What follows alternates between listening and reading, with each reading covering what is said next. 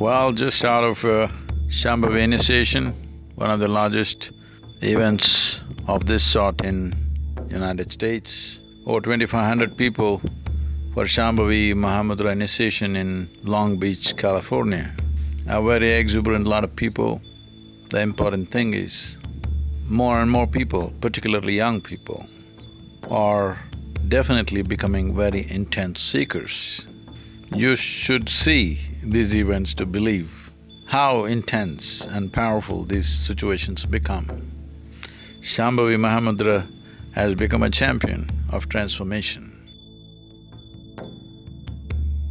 After coming from Singapore to San Francisco, over 17-hour flight, and I got there and then very next day we had this event at Stanford Business School. This was a conversation with Jonathan Koslet, who is heading the Texas Pacific Group, one of the largest investment companies. And this was a conversation with both students and faculty attending the meeting. What is wonderful about Stanford University right now is that sustainability and the significance of human consciousness being an important vehicle for sustainability is becoming very apparent, and slowly that culture is gaining ground in Stanford University particularly, and I'm sure it is so in many other universities. So it was a joy to be there, and I think generally there has been a very positive response, because what was vaguely forming as a movement in this region, when I articulated very clearly how consciousness is the basis of sustainability, without human consciousness, there is no way to craft businesses, there is no way to craft an economy which is inclusive and sustainable. So this movement is growing, particularly in the West Coast in California, to be specific. The university students and the young people and the entrepreneurs are very much moving in this direction, which is very positive, and I'm sure it's not far that the entire world will be thinking and looking towards these solutions. And as a part of that, tomorrow evening, we also have another event, a conversation with Ed Bagley, who is a Hollywood personality, very committed to environmental causes. And here also the conversation, the title for the conversation, that consciousness is the key for sustainability.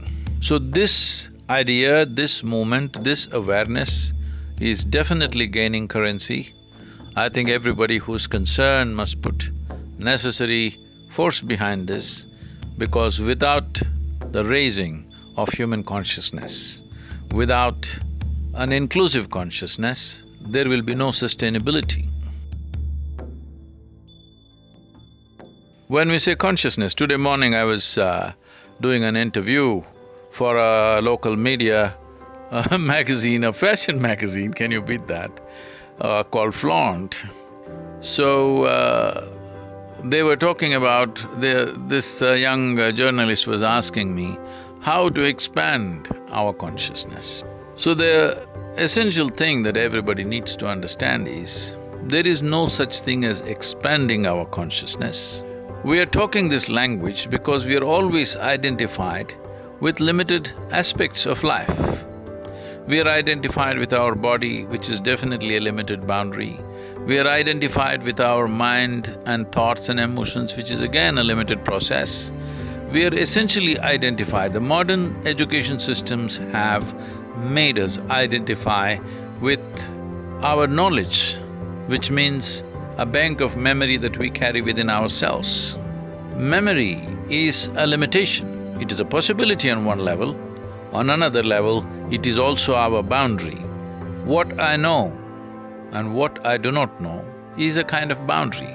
What I know is the boundaries in which I live. The yogic system, always the first and foremost thing that you do is you get identified with what you do not know. The intelligence of ignorance because our knowledge is always very limited. It doesn't matter how much we think we know, it's very, very minuscule compared to the size of creation or cosmos. Our ignorance is boundless. In being identified with our ignorance, we also become conscious, more and more conscious. So what we are referring to as consciousness is essentially that which is beyond the boundaries of our physical form and of our psychological structures. So what is beyond physicality has no boundaries, it's boundless. What is boundless cannot be expanded. Clarity has to arise that we don't have to do anything to expand our consciousness, there's no such thing, it is anyway in the lap of consciousness that the existence itself is.